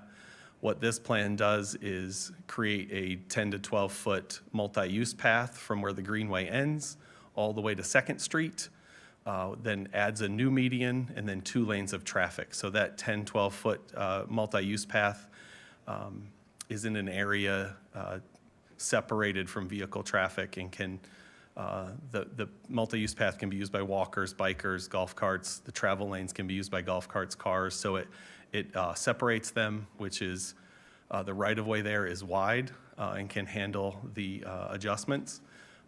In the plans, you will see we've accommodated driveways, and once we get to construction drawings in the future, then we'll really work with the property owners to determine how that access looks. But they will need access through that decorative median of landscaping. But it is a time to add, crepe myrtles are not street trees, and so it's our opportunity to add street trees, landscaping, multi-use path, and connect that greenway, which is about a mile long, into downtown. That greenway would run over to 2nd Street to Pine and go north. And so when you think, why Pine? Why do we need a greenway on Pine Street? Well, if you take Pine Street and go north, it actually hits Nowell Street, north of Wendell Boulevard, which is where our Northside Park property is. And so we can create a really nice pedestrian flow from one greenway to a Northside Park, which is north of Pepper Point. And so creating that multi-use path along Pine Street really helps with connectivity. It also helps connect into the rail line, which is in the future a rail line with trail as well to connect east and west. Project takeaways. We now have a clear, concise streetscape plan. Developers come in, want to know what they have to build. We have a document that says this is what we want, this is the width of the sidewalk, this is our landscaping, our street lights, full detail. ADA compliant design, which really kicked off this project. A lot of our downtown is not ADA compliant, really difficult for people to use. When we did our outreach to the senior center, that was one of the things. We don't go downtown because we struggle finding parking, but also getting from business to business is difficult. Creates that additional outdoor space, which is crucial for seating, art, landscaping, and all kinds of improvements for people to use. The lesson from COVID is people want more of that outdoor space, so we can deliver on that. Pedestrian and bike improvements, which, I mean, you all hear it often. Our residents want to be able to walk safely to places. They also want bike infrastructure as well and golf cart access. Creates additional parking. It may not be in the exact block you want it, but we are creating additional parking throughout the downtown. Removing that traffic signal on 3rd and Main to a 4-way stop. And then creates a really nice connection from downtown to the South Main Street Greenway, but also then sets that tone for what could happen up Pine Street in the future. And this is also designed, you'll see in the design a lot of bollards that were mentioned before. Designed for event security. We have to think about security as we hold town events, but also how to protect our residents who are sitting in the outdoor dining areas and making sure that they can do that comfortably. Next steps, we're asking to come back to you September 8th for a decision on this plan. I ask that you look this document over in the next week, get Town Manager Mark Collins, any comments that you have, that we can address those before we come back September 8th. We would love to have a decision because we have our first project lined up. In the budget is the Pine Street Corridor. There's funds in this year's budget to start design and then some construction and future construction for the Pine Street Corridor. And again, you may ask why Pine Street? There is a lot of interest in that corridor. There is no infrastructure. One block basically off of Main Street, no sidewalks, no curb and gutter, and people are using it to access Main Street currently. And so we also have less utility infrastructure than some other corridors, so it's a good place to start. Also, with connecting to the South Main Street Greenway into downtown, it helps with some key projects. So the Pine Street Corridor includes Pine Street, additional parking along the rail right-of-way, greenway design, and drainage improvements, which are needed as well. Also in your budget, which is probably not going to be part of this project, but another line item in Public Works is paving and doing some improvements at the Park and Ride lot, which is in that general area as well.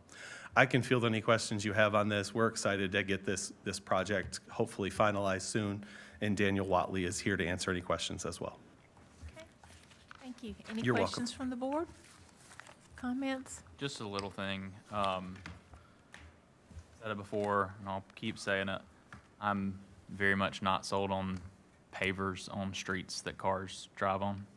I just don't think that they work well, and they end up looking bad in a few years.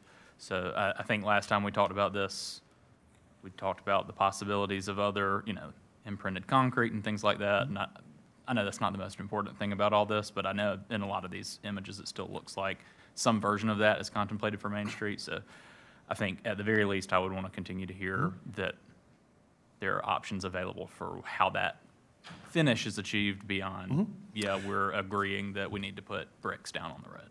Yes, so the next phase for Pine Street will be to go to construction drawings, which will be more detailed, in-depth of what the construction will be, the materials used, and the overall design. So we are not committed to pavers at this moment. We're committed to materials that can work. And so we will explore a variety of those, including things that are related to cost. So. Anything else? All right, thank you. Yeah, thank you all. All right, let's move into our public hearings. Item 5A is a public hearing to consider a noise ordinance update. I'm going to hear from the Assistant Town Manager, Ms. Smith. Good evening. As mentioned, I'm here before you to review some proposed updates to our existing noise ordinance. So the goal tonight is just to present the proposed changes, receive any questions or feedback, and then bring an updated ordinance for decision at a future meeting. Okay. So the goal is to, for updating the ordinance, is to provide additional guidance and enable the police department to enforce the ordinance more effectively. So specifically, the changes that are in the packet before you for the ordinance, it provides a decibel limit to noise within town limits. Update clarifies the ability for the town manager to allow noise under certain circumstances on public property. It adds language speaking to lawful demonstrations protected by the U.S. Constitution or federal law. It grants exception to sound to properly permitted private concert and event venues, as well as community events that are conducted, sponsored, or sanctioned by the town. It adds guidelines for lawnmowers and similar domestic tools. It speaks to rules specific to generators and references the recently adopted updated that the board approved in a recent meeting. It adds noise measurement guidance and techniques, and it also specifies civil penalties for violators of the ordinance. I'm happy to answer any questions. Any questions from the board? Yeah, can you talk about the 60 number, just what that threshold is and sort of how it compares to others in the region? So the 60 number is specifically the number that was most common in our comparative analysis with other communities. And is there any time component, like allowed noise that happens? And I know there's, in the enforcement side, maybe this question would take care of itself in practice, because I recognize somebody's got to come out and measure things, but is there this noise would need to persist for a certain period of time for it to qualify? Sure. So there are certain exceptions that are listed that do list a specific time. So, for example, the lawnmower provision specifically mentions between the hours of 7 a.m. and 9 p.m., but there's not an overall time for the ordinance period.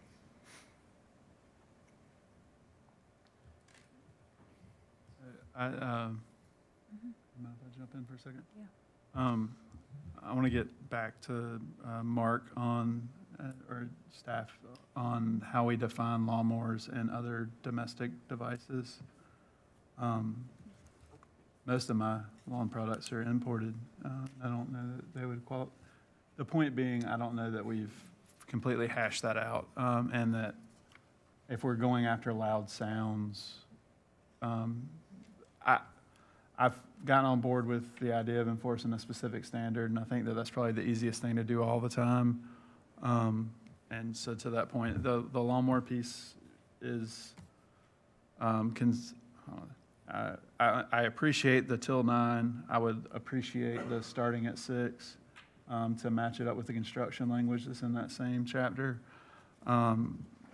The other piece that I would add is, I know, and Chief, may you speak to the, I don't know what the standard is on mufflers on a vehicle. I know it used to be like 100 feet audible, but if there's a way to, in this ordinance, add a decibel standard, not as the standard, but as an addition to, that way you have one of two. You could go with, I think it gives you another, as Commissioner Honeycutt likes, tool in a toolbox. But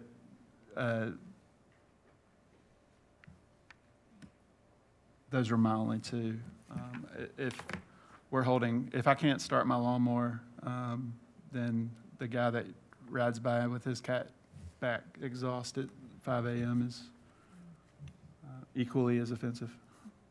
And we can look into the muffler update on that and see if it can be kept tied in there. I've seen where other communities use, or they just provide, because the state allows for you to enforce whatever that is, improper muffler, that whatever that state charge is. So you would just define it as a municipal ordinance and set the standard at 60 or whatever that, I would say, and what my point would be, 60 should just be our number that everybody knows that, Everything. for as many of the things, and I'm sure you can give me reasons why that doesn't work, but to the degree we can, I appreciate that, and certainly appreciate y'all's work on this. Yeah, no problem. We researched that. Chief, can you give me real quick, and I appreciate this because staff has told me that obviously as the town grows, we must sort of grow into this. And I know that we're first time sort of massaging this and working with these tools in the toolbox. I guess my question is, can you walk me through how this would work from an enforcement standpoint? So someone calls and 911 and complains and says, hey, I've got X problem. Can any officer, will all officers be trained? Will all officers have access to a noise decibel meter? So can you sort of walk me through that execution piece? Yeah, I mean, our common practice right now is if we get a complaint of loud music or a party or something like that, the high percentage of time the officer can show up to the scene and give a verbal warning, and most time we have compliance. So we kind of take the same approach with this, but also we could use the decibel meter for any continued calls that we may receive at a location. So what we would do in this case, decibel readers, fairly inexpensive. We could purchase those, have several of those on each squad, so that when we do have to use it, they'll be trained on how to use it by following what's set in the policy. Thank you. Yes, sir. And one other, I guess in reading sort of the way that this is added in, and maybe this is the opposite of what Commissioner Joyner said, and I appreciated his point, and so it may be right the way it's written, but I almost wondered if sort of this new language with maybe a handful of extra things could just replace this whole ordinance, the historic ordinance. It seems like we've done a good job of coming up with hey, here's the specific standard that's clear and measurable, and we're still going to leave in a rule about blowing whistles. And like, or do we need to, I'm a fan of simplifying laws, I guess. It's kind of like, maybe that's a separate thing and not part of this exercise so far, but I wondered if it's something that you thought about or could. How could we address hawking, peddling, and soliciting in a loud manner if it wasn't, I'm commenting. That is my point. Appreciating your comment that, yeah, some of this stuff is. I don't know that we have to have all that language that's been in there historically if we're just going to set a number and say there's a couple of exceptions, which we've done at the end. In new language, we may just be able to get rid of this list of less clearly defined things that have been obstacles to enforce in the past for y'all. So I'm a fan of shrinking some laws when we add new ones sometimes if we can. I really want to know if we've ever charged anyone with hawking. I don't believe so.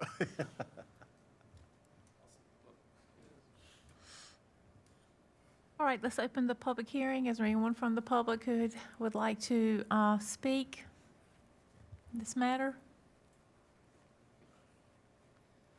All right, seeing none, we'll close the public hearing. And you're going to be waiting for more information, is that correct? Correct, yeah, we'll incorporate feedback from the board and bring an updated ordinance for review at a future meeting. Okay, all right, thank you. All right, item 5B is a public hearing for a non-contiguous annexation for approximately .17 acres. PIN number 17744344564, located at 6731 Nightdale Eagle Rock Road. Yep, good evening, Mayor and board members. We're asking you to hold a public hearing on this annexation petition. The property owner has submitted an annexation request for the .17 acre lot located at 6731 Nightdale Eagle Rock Road. The lot currently is vacant. The applicant's proposing to construct a single-family home. There is a water line running in Nightdale Eagle Rock Road. The lot is very small to hold a septic and a well, and so they can fit the house in the septic, but would need to connect to municipal water, which is in the roadway. The current property is zoned R3, is located in our ETJ. Annexation is also required when you connect to municipal water or sewer. In this case, they need the water, they want to connect, and so they have filed for annexation. I can field any questions that you have on this. There is a lot a couple blocks away that we did annex for its sewer connection, I think 2 years ago. Okay, let's open the public hearing. Anything from the board? Yeah, I just take this opportunity to sort of re-up some of my comments from the nearby lot that was annexed a couple of years ago. I like this idea. Don't want to force any property owner's hand in the process, but I do think that there's an opportunity for us to do something a little bit more comprehensive from a planning perspective on this little hub of the core of the Eagle Rock sort of street grid, to at least have I don't really know exactly what I'm asking for, but I think diving in on it a little bit more and kind of coming up with what do you get from being annexed, and is there a reason that this is helpful, and maybe it's just okay for us to sit back and wait for the one-offs and folks want access to water. But I kind of think of some of the work we've done in the Pleasant Grove community to bring in some stakeholders and sort of make this a comprehensive value-add proposition as opposed to just a tool that a handful of folks have used without people really understanding why. So mostly a community engagement thing, but would encourage you to, and I don't know that that's something that we have included in a budget right now, so I'm not saying do it immediately, but just for longer term, I'm gonna keep trying to remind myself and y'all, and you can return the favor at the appropriate times. I think you nailed it, Commissioner. That is the purpose of that Pleasant Grove plan, is to create a pilot means to have those conversations with other areas around town, such as this one. So, good observation. All right, anything else from the board? All right, is there anyone in the room that would like to speak in favor or in opposition? All right, we'll close the public hearing. Madam Mayor, I move we, Go ahead. Madam Mayor, I move we approve the annexation request and adopt the attached ordinance. All right, we have a motion to approve the annexation request and adopt the ordinance. Is there any discussion on the motion? All in favor? Aye. Anyone opposed?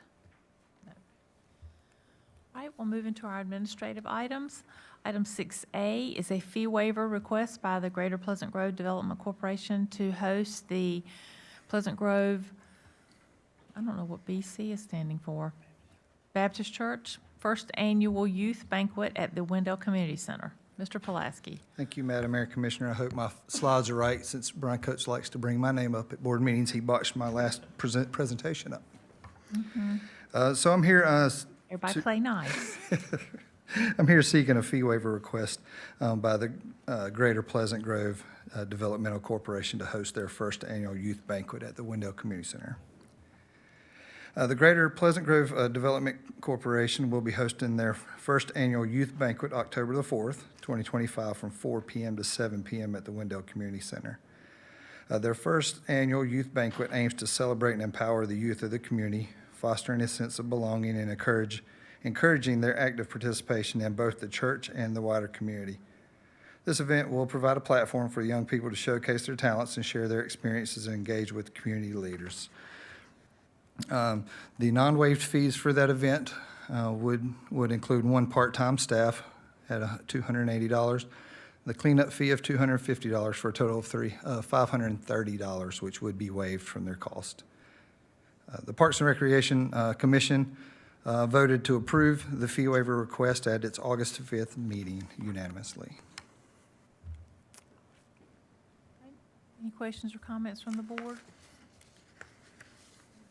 Madam Mayor, I move we approve the fee waiver request for the Pleasant Grove First Annual Youth Banquet. All right, we have a motion to approve the fee waiver request. Is there any discussion on the motion? All in favor? Aye. Anyone opposed? All right, item 6B is a fee waiver request by the Wendell Historical Society to host the Wendell Historical Society Reverse Raffle at the Wendell Community Center. Thank you, Madam Mayor. The Historical Society will be hosting their reverse raffle September the 18th from 5:30 to 10 at the Wendell Community Center. The proceeds from this raffle will help to pay for their upkeep at the museum, programs, and operations. Their non-waivable fees would include one part-time staff for $210 and a cleanup fee of $250 for a total of $460 being waived. The Parks and Recreation Committee did meet and approve the fee waiver request at its August 5th meeting unanimously. Any questions from the board? Madam Mayor, I move we approve the fee waiver request for the Wendell Historic Society. All right, thank you. We have a motion to approve the fee waiver request. Is there any discussion? All right, all in favor? Aye. Anyone opposed? All right. Thank you. Item 6C is the Brownfield Program Task Order 21, limited asbestos-containing material and lead-based paint survey services. Good evening, Mayor and board members. This is Task Order 21, which is our latest under our Brownfield program funded by the EPA. This task service order is with Geosyntec, our consultant. Scope of the work includes completing asbestos-containing material and lead-based paint survey for the properties located at 217 and 235 Cook Street and 213 Wendell Falls Parkway that total roughly 3.16 acres. For those of you at home wondering where 213 Wendell Falls Parkway is, that's the Melvin's auto repair area and the properties around Whitney's Chocolate in that block. As part of any future work on that property, it's good to have this information completed. The properties are currently owned by Wendell Development Corp. LLC. The budget for the task order is roughly $11,770, and we do have funds as part of the EPA funding. I can field any questions you have on this request. All right, any questions from the board? Madam Mayor, I move we approve Task Order 21 of the Town Service Agreement with Geosyntec. All right, thank you. We have a motion to approve Task Order 21 of the Town Service Agreement with Geosyntec. Is there any discussion on the motion? All in favor? Aye. Anyone opposed? Okay. Item 6D, Harvest Festival Road Closure and Co-Sponsorship Policy Request for Saturday, October 4th. Good evening once again. The Wendell Chamber of Commerce is bringing the Harvest Festival back again. So the Chamber requests the town approve the following temporary road closures. This covers both the event space and the car show hosted by Universal Chevy. October 3rd, so the evening before the event, the closures are listed there. And then on the day of the event, you can see the closures listed. They are the same location as in previous years. The streets that are impacted by the parade will be reopened, which is, again, our annual procedure.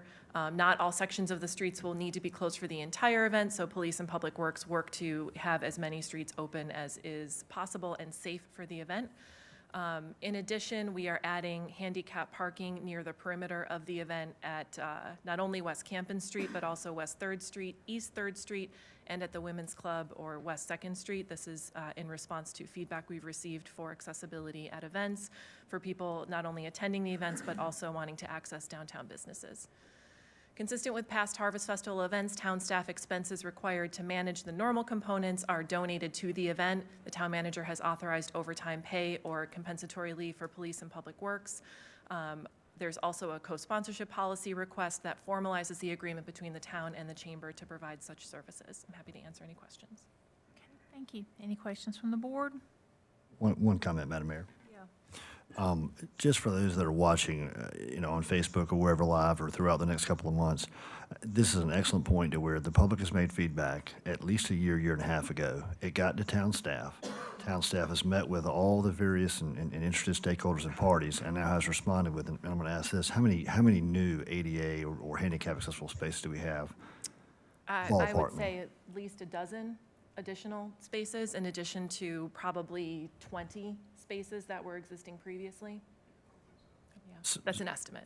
And again, thank you. So I just want to make sure that the people of Wendell know that you have heard, you have listened, and we appreciate it. Thank you. Anything else from the board?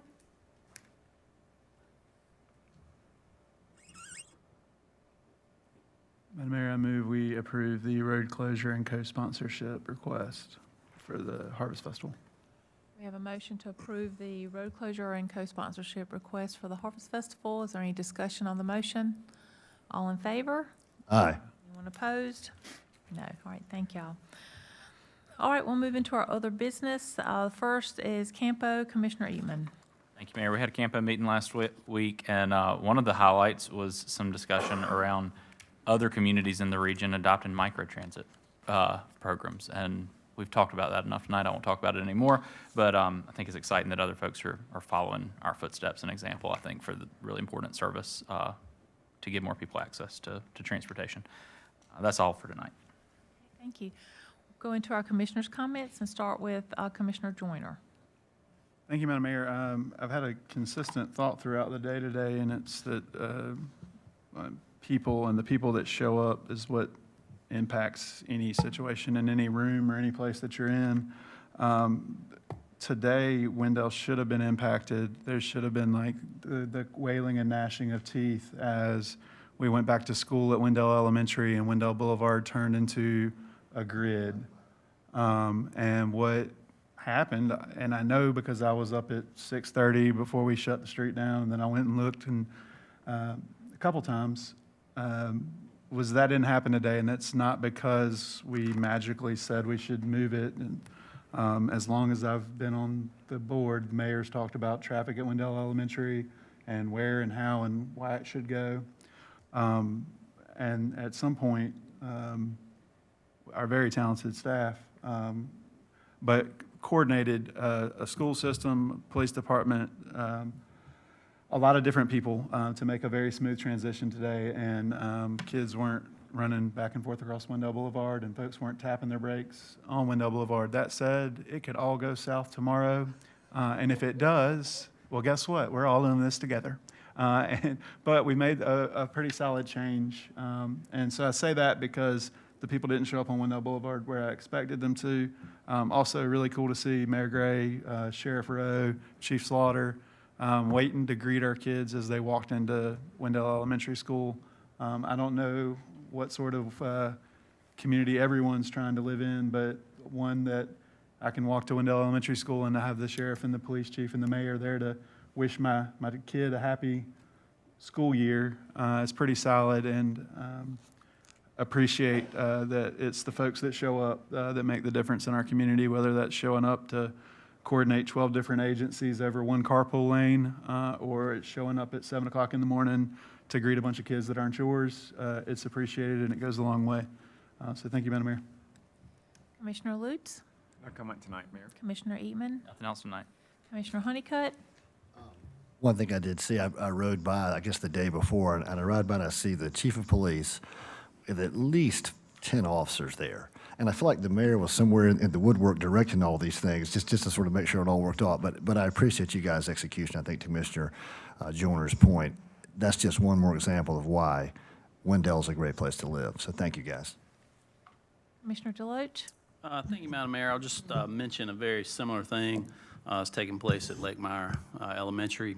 Had a couple phone calls and had a conversation with town manager and Chief Slaughter, and happy to report that I did get a call today to let me know that the free-for-all has calmed down quite a bit. Things are going much smoother, so really appreciate the cooperation there. Wendell Historical Society, you heard that mentioned earlier. I am selling tickets for the reverse raffle, so shameless plug there, September 18th. Dinner's at 6, the famous White Swan barbecue out of Johnston County, so good eats, and drawing starts at 7 p.m. So if you are looking for a ticket, please reach out to me. I do have a streak going of selling at least one ticket that has won something. Now, that is not $10,000, but something. So you do stand a good chance. And also, I do want to mention I am wearing purple tonight. There is a big football game over at State College on Thursday evening, so I would like to say, go Pirates. Go Pack. Yeah. Isn't it amazing how smooth things run when people are willing to change?